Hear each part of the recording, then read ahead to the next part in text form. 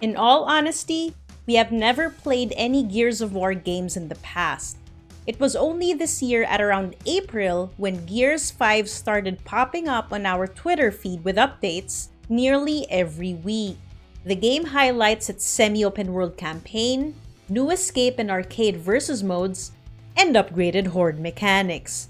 Because of this, Gears 5 is heralded as the Coalition and Xbox Game Studios' biggest game in the franchise. But is it?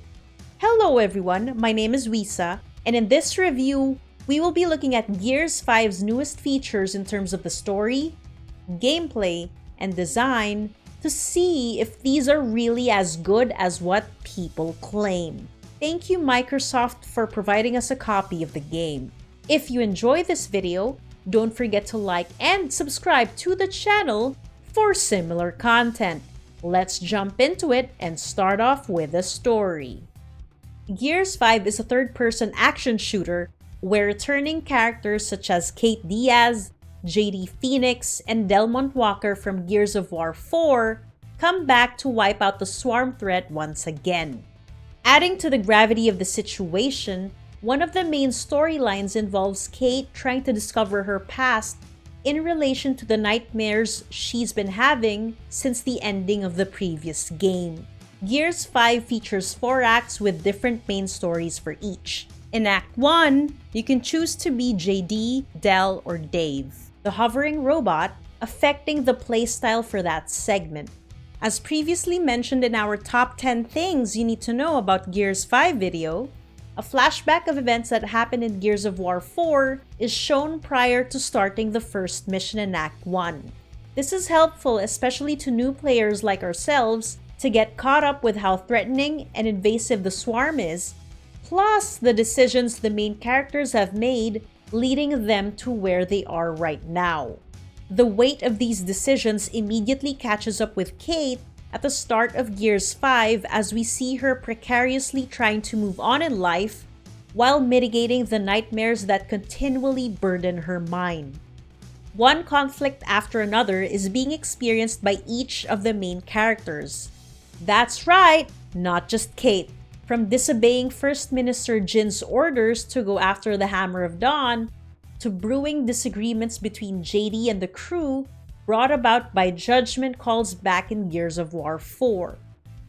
To add to this tension, JD doesn't trust Kait's alliance to the COG for reasons which won't be further discussed to avoid potential spoilers.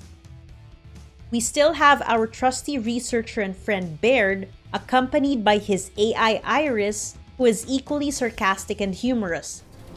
Thanks a lot, Iris. Your vocal sentiment does not match your word's literal meaning, thus you are not actually thanking Please stop me. talking. And the veteran Marcus Phoenix, who is still dedicated to wiping out the swarm. The squad is composed of characters who work well together because of the amount of heart, commitment, excitement, and conflict they bring to the table due to who they are. Gears 5 is also the first in the franchise to showcase a semi-open world storyline using a skiff. Doing side missions enable the player to uncover the story's tidbits and to further enhance Jack's abilities in completing objectives easier and faster. The maps are just comprised of 2 huge areas, one per act, with side missions that can be found in specific locations. These semi-open world experiences do not enhance the game's difficulty nor the story that much, as you can do away with focusing on the main narrative and missions instead, with little impact to you. Points of interest are lacking to justify its existence because there's not much else you can do in these added locations besides completing the objectives, of course. The only minor consequences of not doing these side missions are being more selective in upgrading Jack's abilities since some of the ultimate abilities may no longer be available. Furthermore, you might also lose the chance to get collectibles. Since there are multiple ways to engage and finish off enemies, this shouldn't be a hindrance in moving forward. Now, the question is, should the game be linear all throughout instead? Despite our qualms, the answer is no. since experimenting with semi-open world propels the Gears of War campaign forward. That is, having the possibility of a more meaningful open world experience in succeeding titles. Overall, we think that the story is good but not great. Memorable parts include Kait's determination to find out more about her family, and Iris's sarcasm and her banters with Baird, which adds flavor and humor to the campaign. Now, if you'll excuse me, I have a bazillion 40-year-old satellites to find. Damon, there are only 15 missing satellites. Thank you. We wish there are more of these to lighten up the mood in times when the situation becomes too serious. Some attempts at comedy are not as well received, such as Faz's softening heart when he starts to realize that he's beginning to enjoy the companionship of Kait, Del, and JD. What's also good about the Gears 5 story is it doesn't pretend to be thought-provoking for the sake of it, and instead, the game is straightforward. The narrative doesn't veer off into asking impossible or over-the-top tasks from its characters, which has nothing to do with propelling it forward. There's always a good reason why you have to complete one main task after another. In addition, several scenes shocked us, especially the ones near the end, because aside from the aftermath, the events leading up to it happened so fast with little to no smooth transitions.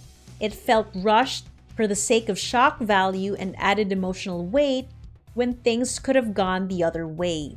Sometimes though, we wonder if we have made the right decision or not because either way, there are consequences. Gears 5 is not all butterflies and triumphs. The game contains its fair share of difficulty and pain. In terms of characterization, we are impressed with how good the focus is on Kait and how she grows in terms of identity and leadership. With no background on Gears of War 4 and basing it entirely on Gears 5, her strength and resilience are justified. You can't help but cheer and feel pain as you discover what she has done and what she will do. This is the same feeling we carried for the rest of the crew, moments when we couldn't help but strongly side with them because of how dedicated they are to their jobs. The characters feel alive as if they're not merely part of a video game but actual, living people. And this is what shines most in the story. The characters make you feel different emotions, one success or failure after another. Considering the $60 price tag, the campaign length, which some say is the longest in the franchise, is justified at approximately 13 to 16 hours, including all side missions at intermediate difficulty. If you aim to get all collectibles, then the length would be a bit longer. It would definitely be nice to see more character developments and a refined open world system in Gears of War 6. Next is the gameplay. Gears 5 continues the over-the-shoulder third-person perspective started by all the other games in the franchise. It heavily emphasizes the usage of cover, may it be barricades, debris, corners, doorways, and whatnot. The motions you do to get into cover are very fluid. You only need to remember to press the spacebar to be able to snap, jump, and sprint towards a cover. Furthermore, there is no shortage of guns, ammo, and components for upgrades, as these are scattered in certain locations such as in crates, on top of tables, or simply on the floor. Gears 5 has more modes than ever before, with a total of 5 starting off with the boot camp, a tutorial section of the actual game. Here, the gameplay mechanics are taught by Baird, literally using the boot camp style where you are given instructions from swapping between cover points to shooting blindly behind a barricade, which you ought to follow to get the hang of being a cog.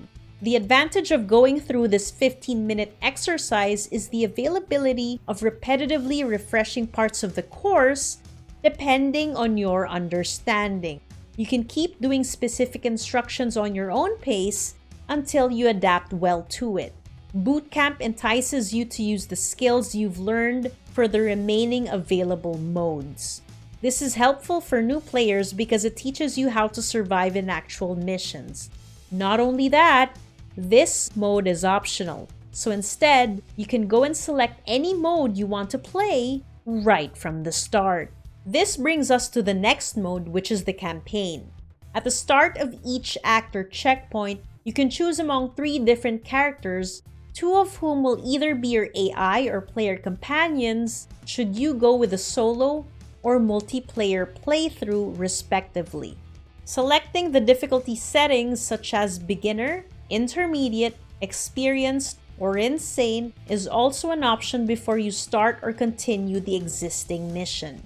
The campaign mode is a ton of fun, regardless if you play alone or with friends. Similar to the rest of the remaining modes, it utilizes all of the mechanics you learned from Boot Camp. Should actions get confusing, action tips pop out of the blue to remind you of what you have to do. The game is not puzzle-based, and instead, it focuses more on eliminating waves of swarms and interacting with locks and passageways, resulting in similar playstyles in all acts. Despite this, surviving enemies, especially tough encounters, feels so good that you oftentimes let the game fluidly come at you as you sit and enjoy the ride. Gunplay feels really solid. The amount of feedback that Gears 5 gives is great. From the visuals of enemies exploding upon being hit to the sounds of bullets flying through the air, more on these design elements later. It's very satisfying to see and to hear how responsive we and the swarm are when these bullets penetrate our armor. Watching one enemy go down after another excites you to eliminate more of them. And this is also the reason why defense is one of the best missions in the game. You defend an object or area while waves of enemies swarm down on you. Little do they know how capable and resilient the COG is. Unlike multiplayer modes, which we will get to in a bit, there is no character specialization if you choose, say, JD over Del or Del over Kait. This, however, does not detract from the enjoyable gameplay of the campaign, as Gears 5 is able to excite and entice players one act after the next. In terms of gun and grenade choices, there are a lot to suit your playstyle, ranging from Lancer and Lancer GL to smoke and frag grenades. We enjoyed using 2 mid-range weapons, namely the Lancer GL and the Claw. The Lancer GL is unique because of its grenade feature, which splits up into several small missiles to target a group of enemies. It also has a better accuracy as compared to your regular Lancer gun. Next is the Claw, which may seem counterintuitive and tough to use at first. It provides short bursts of slow but impactful damage that shoots faster and more accurately at different time intervals before cycling back to being slower. One caveat when using this gun is its long reload time, so you have to create a safe distance between yourself and the enemy while reloading.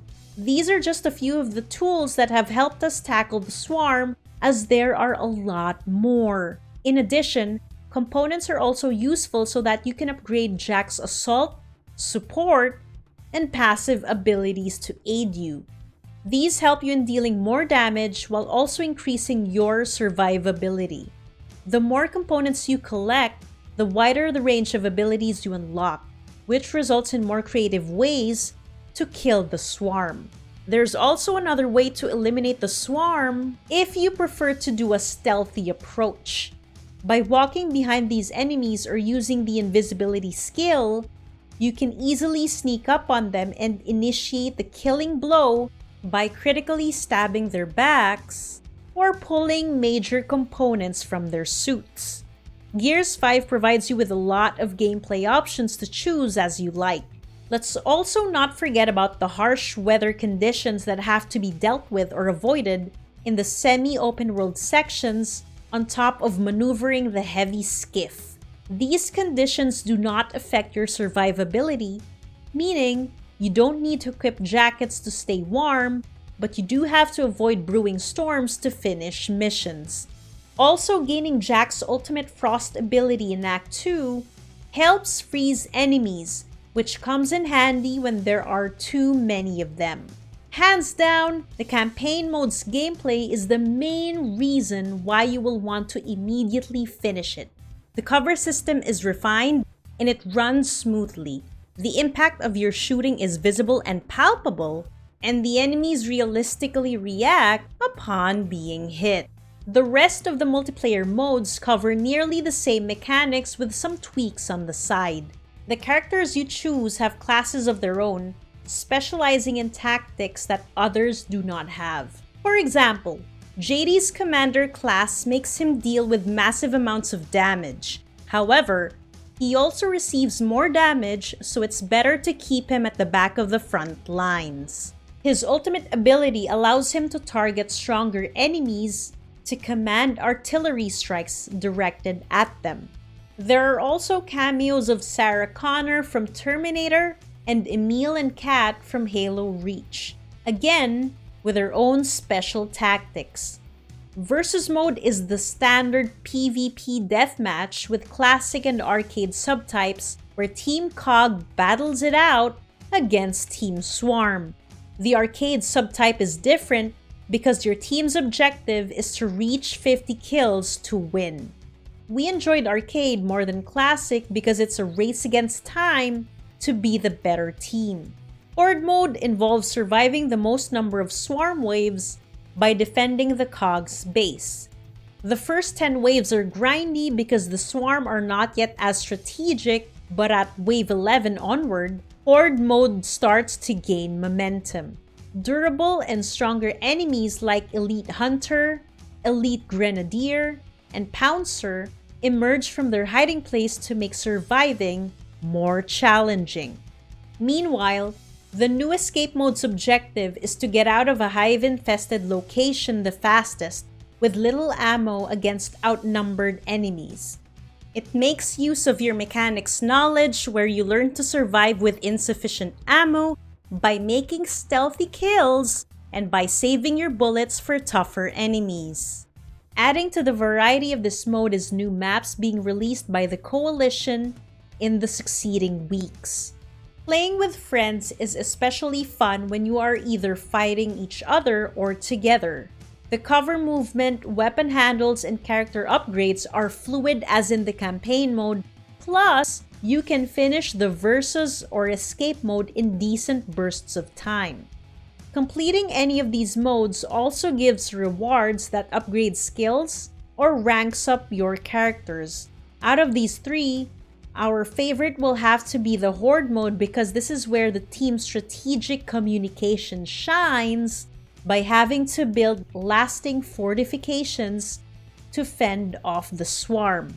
Carefully selecting individual upgrades also matter to capitalize on character strengths and durability.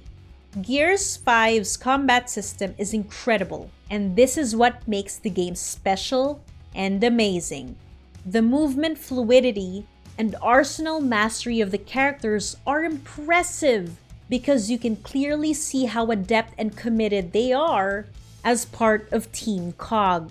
Despite having this refined system in place, understanding how the mechanics work and doing it are easy to grasp because the game doesn't dabble with unnecessary instructions or orders.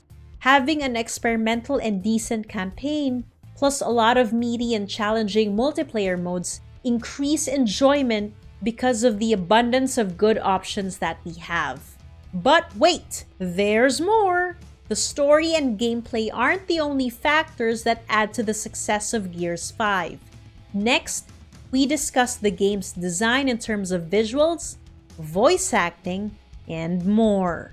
To say that Gears 5's visuals are beautiful would be a gross understatement. Everything related to the game's visual design are absolutely gorgeous. All of the various locations are very well made, from the old beaten down ruins of military installations to the snowy peaks and abandoned cities. All of these create a sense of surrealism and stunning vistas. The way the snow effects and crashing glacial rocks affect the game world are some extremely noteworthy examples. It is enjoyable to rush through all the varied environments, taking in how distinct each tile set is. Because of the amount of different locales, the game always feels fresh and exciting. Effects are also good too. There's something special about the blood and enemy inner decals that get splattered on your character, making them a literal mess of things for a good few moments. Blood splats and enemy wounds are meaty and gross looking.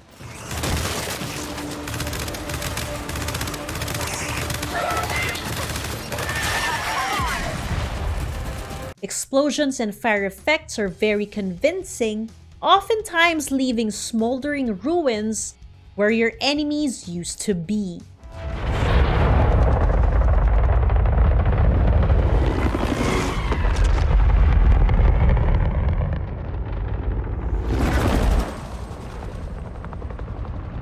The look and feel of the environments are top-notch and some of the most well-done features of the game.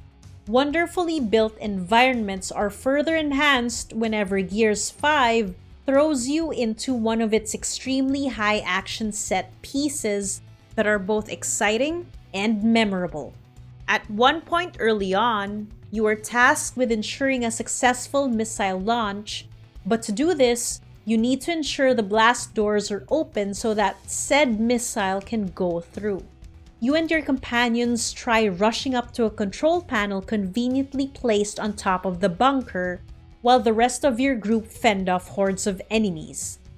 Another scenario is when you are trapped in an abandoned theater full of props, lighting effects, and blaring music, while you frantically defend against waves of mechanical foes. Cutscenes also have great cinematography, having the capacity for both somber discussions or even more over-the-top action theatrics. Weaponry is also distinct and fun, even when you get to use Gears' classic weapon, the Lancer. The way it embeds itself into an enemy's shoulder while the chainsaw blades whir with sadistic glee will never get old. The feel of these weapons are also further enhanced by the game's excellent soundstage and sound effects.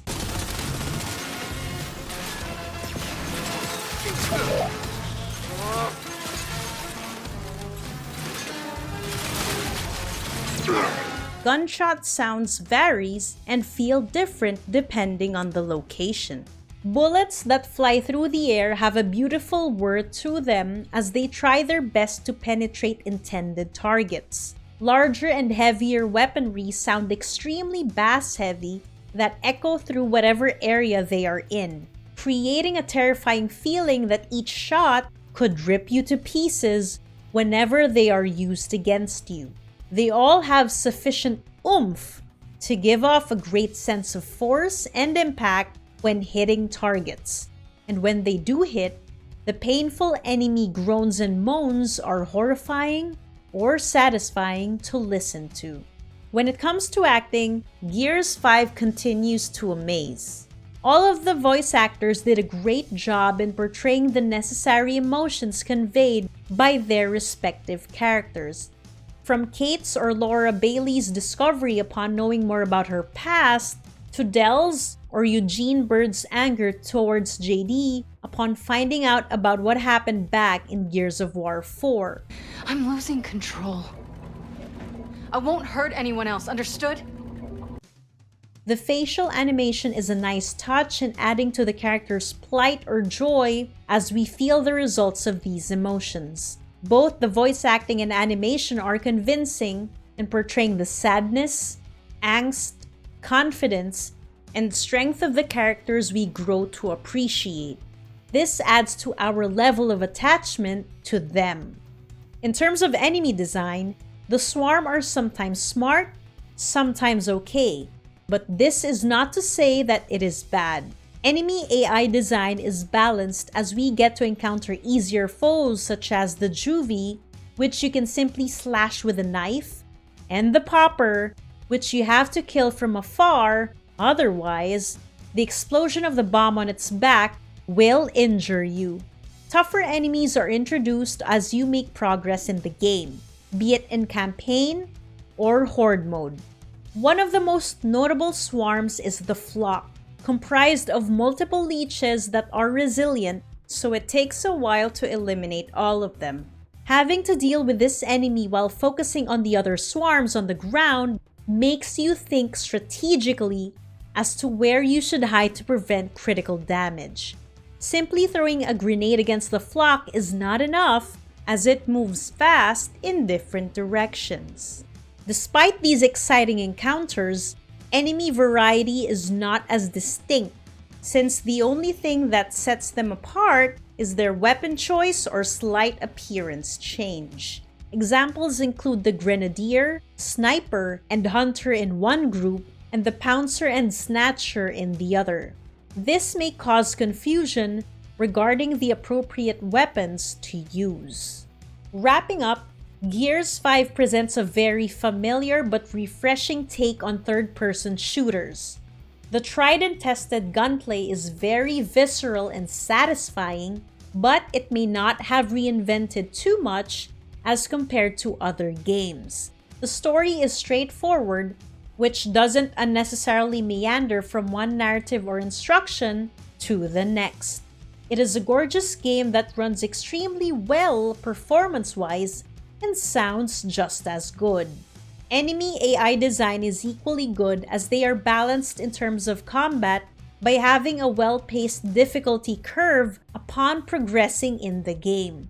Voice acting and facial animation are both great as the actors' performances convey convincing emotions and responses to the situations at hand.